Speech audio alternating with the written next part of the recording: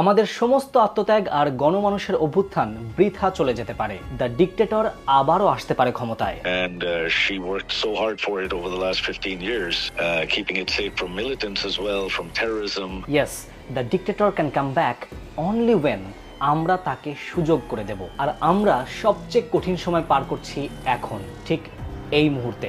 আমাদের এই করে দেওয়া সুযোগকে কাজে লাগিয়ে বহির্বিশ্ব, বিশেষ করে ইন্ডিয়া, দুই ধাপে কাজ করতে পারে। শুধুমাত্র সংখ্যালঘু ইস্যু না, আরো বেশ কিছু বিষয়ের সাথে যুক্ত। এক, শেখ হাসিনাকে এখন যেভাবে সেফ জোনে রাখা হয়েছে সেভাবেই আবার ক্ষমতায় বসানোর জন্য ডার্টি পলিটিক্যাল গেম খেলা। আর দুই, নিজেরাই কিছু একটা করে বসা। কিন্তু সেটা কিভাবেই বা আমাদের ভুল পদক্ষেপগুলো পুঁজি করে ক্ষমতায় ফিরতে পারে আওয়ামী লীগ, পাল্টে দিতে পারে সমস্ত চিত্র, ঘটতে পারে পাল্টা অভ্যুত্থান। আর আমাদেরই বা করণীয় কি? সবকিছু মিলিয়ে আমাদের আজকের video, road to better Bangladesh.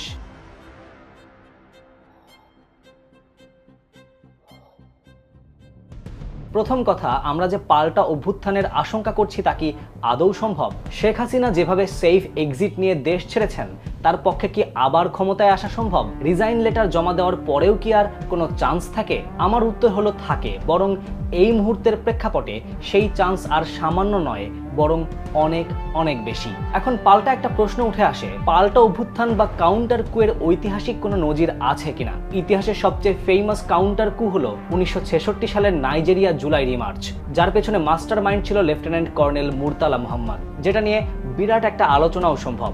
বাংলাদেশের কনসেপ্টটাকে বুঝতে কোটা আন্দোলনের শুরু থেকে এখন পর্যন্ত কি কি ঘটনা ঘটলো তার একটা রিক্যাপ নেওয়া প্রয়োজন, ভালোভাবে বোঝার প্রয়োজন। কোটা আন্দোলনের বাংলা ব্লকের যখন চূড়ান্ত রূপ নেওয়া শুরু করলো, তখন আওয়ামী লীগের মন্ত্রিসভা বারবার ইঙ্গিত করছিল এই আন্দোলন আর ছাত্র আন্দোলন নেই, এখানে পলিটিক্যাল কোনো গেম চলছে, যারা ছাত্রদের কাঁধে ভর করে রাজনৈতিক স্বার্থ হাসিলের চেষ্টা করছে। এবং এরই হাত ধরে সরকার দলীয় স্টুডেন্টস উইং সাধারণ ছাত্রদের উপর নির্যাতনের সুযোগ খুঁজে নিল। আর এরপর পাল্টে গেল সমস্ত চিত্র। পুলিশ, ক্যাম্পাস তথা সারা দেশে সরকারের নির্দেশে শুরু করলো তাণ্ডব, প্রাণ হারালো ফ্যাসিস্টের বিরুদ্ধে আওয়াজ তোলা হাজারো মানুষ। কিন্তু একটু খেয়াল করলেই বুঝবেন, সে সময়টা জ্বালাও পোড়াও ঘটনাগুলোকে পুঁজি করে বাংলাদেশের মন্ত্রিসভা আন্তর্জাতিক মিডিয়াগুলোকে কিভাবে ব্যবহার করেছে। জনাব আরাফাত স্পষ্ট বলেছেন, এই আন্দোলন আর ছাত্র আন্দোলন নেই, রূপ নিয়েছে জামাত শিবিরের আন্দোলনে। এমনকি তিনি স্পষ্ট আন্দোলনকারীদের টেরোরিস্ট বা জঙ্গি আখ্যাও দিয়েছেন। These miscreants, and I would want to call them terrorists, if you come to Bangladesh and if you look around it, you see some of the part of the BTV looks like Gaza. সরকার নিজেও আন্দোলনকারীদের জামাত শিবির তথা pro Islamic terrorist হিসেবে আখ্যা দিয়ে আইনি প্রক্রিয়াতে জামাত শিবিরকে রাজনৈতিকভাবে নিষিদ্ধ ঘোষণা করে।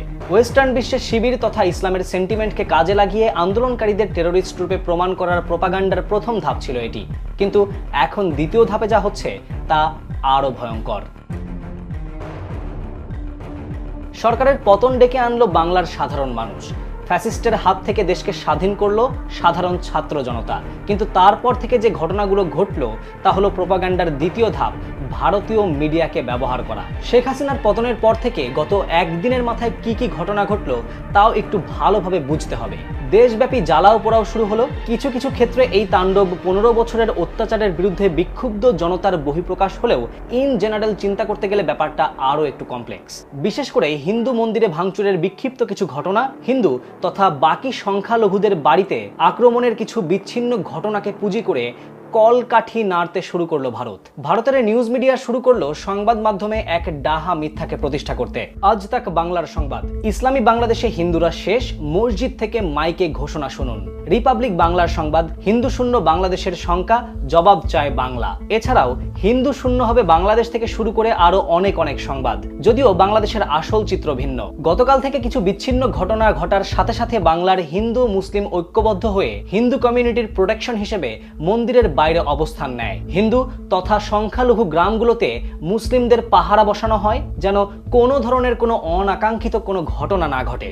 কিন্তু ভারতের সংবাদ মাধ্যমগুলোর ঘটনা দেখলে মনে হয় মায়ের চেয়ে মাসির দরদি বেশি। আর এই ম্যাস মিডিয়া প্রোপাগান্ডাকে পুঁজি করে শুরু হয় টুইটারে ভারতীয়দের তাণ্ডব। Islamists are attacking, burning Hindu houses, temples such helpless. All eyes on Bangladeshi Hindu. Attacks of terrorists of Jamaat Islami in Bangladesh. Sheikh Hasina was shield for Bangladeshi Hindus. Situation of Hindus in Islamic Republic of Bangladesh. Mission to eradicate Hindus from Bangladesh. India should immediately land their army in Bangladesh to save Hindus. It's a civilization responsibility of Bharat to protect Hinduism. But my dear, the situation of Bangladesh, the scenarios of Bangladesh is totally different. Why on earth you are exaggerating this information?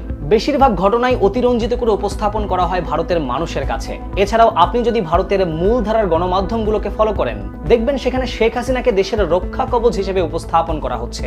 বাংলাদেশে anti Awami League সেন্টিমেন্টকে সামনে রেখে সমস্ত তাণ্ডবের চিত্র তারা বহির্বিশ্বে প্রকাশ করছে terrorism in Bangladesh হিসেবে। সহজ ভাষায় তারা বোঝাতে চায় শেখ হাসিনার পতনের জন্য প্রো ইসলামিস্টরা দায়ী, যারা জঙ্গি আর দেশটাকে চূড়ান্ত নৈরাজ্যে রূপ দিয়েছে। অথচ শেখ হাসিনাকে গদি ছাড়া করলো বাংলার ছাত্র সমাজ। তবে সে যাই হোক, এই জঙ্গিদের হাতে বাংলাদেশ আখ্যা দিয়ে বাংলার আন্দোলনকারীদের গণভবনের দিকে তেড়ে আসা আর সেই ভয়ে শেখ হাসিনার ভারতে আশ্রয় নামক জটিল এক প্রোপাগান্ডাকে পুঁজি করে ইন্টারন্যাশনাল সাপোর্টে শেখ হাসিনাকে আবার ক্ষমতায় আনা, ব্যাপারটাকে বোঝা কি খুব বেশি কঠিন?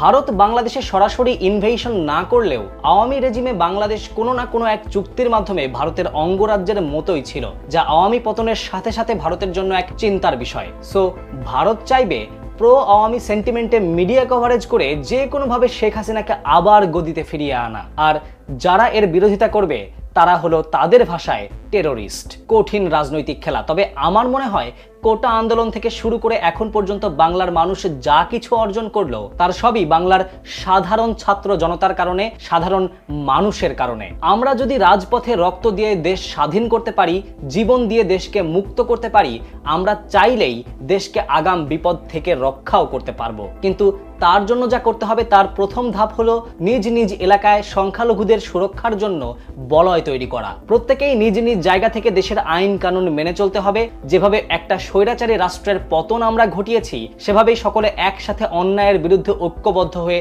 রুখে দাঁড়াতে হবে। আমাদের এই জয়ে সোশ্যাল মিডিয়ার যেহেতু বিরাট একটা ভূমিকা আছে, তাই সোশ্যাল মিডিয়াকেই বিরাট একটা শক্তি হিসেবেই ব্যবহার করতে হবে। যে কোনো কিছু শেয়ার করার আগে তার সত্যতা যাচাই করতে হবে, সোর্স দেখতে হবে।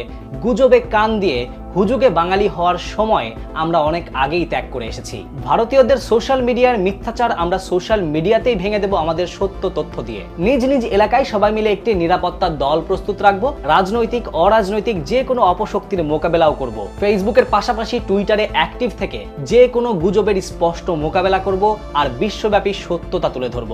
শেষে শুধু একটা কথাই বলতে চাই, যারা প্রোপাগান্ডা দিয়ে গদি দখল করে আবার ফ্যাসিবাদী সাম্রাজ্য বা সরকার গঠন করবেন বলে ভাবছেন, দয়া করে স্টুডেন্টদের সাথে ফাইজলামি করতে আসবেন না। স্টুডেন্টরা 17 বছরের পাকাপোক্ত স্বৈরাচারী গদি উল্টে দিয়েছে। স্টুডেন্টরা রাজপথে প্রাণ দিতে শিখে গেছে। এখন তারা চাইলে সব পারে সব। And hereby we dream for a better Bangladesh.